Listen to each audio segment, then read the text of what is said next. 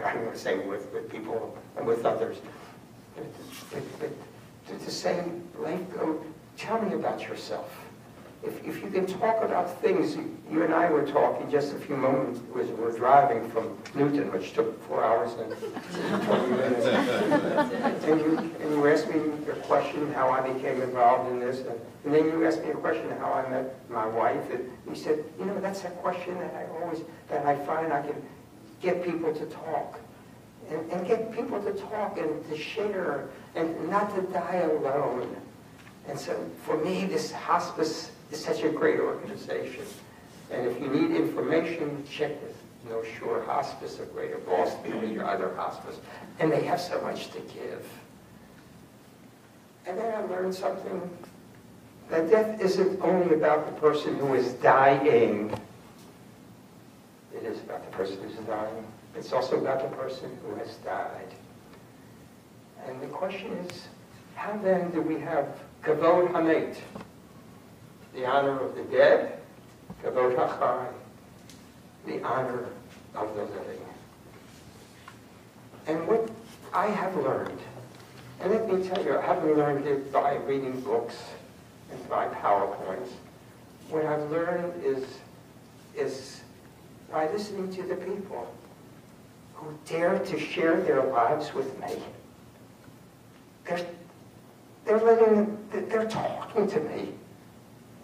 They will often tell me more when they're dying than I've ever known them in the 40 years that I've known them as a rabbi. And we talk and we share and we laugh and we cry. And people say, what do you do when somebody dies? The first thing is Dr. Heschel. Dr. Heschel and Jack Reamer were at a meeting. Jack Reamer was a rabbi.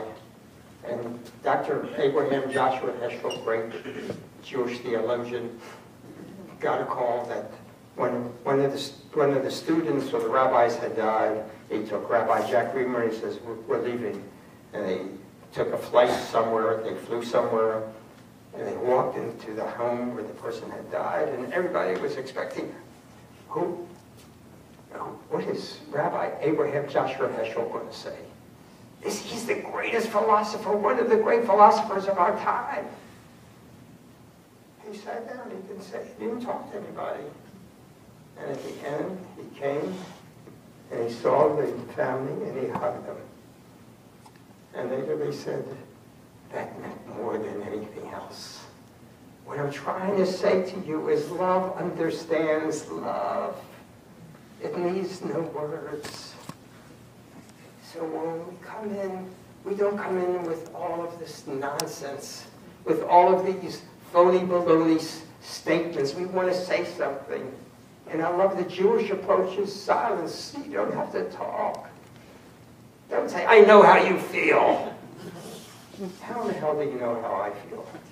I don't know your pain, and you don't know my pain. I hate when they say, it's God's will. There's no one I've ever met who is privy to this information.